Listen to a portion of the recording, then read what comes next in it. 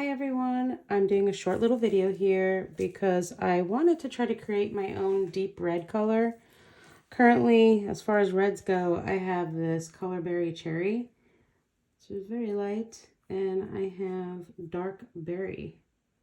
So I thought, well, maybe if I mix a little bit of the dark in with the light red, I can get the deep red color that I want.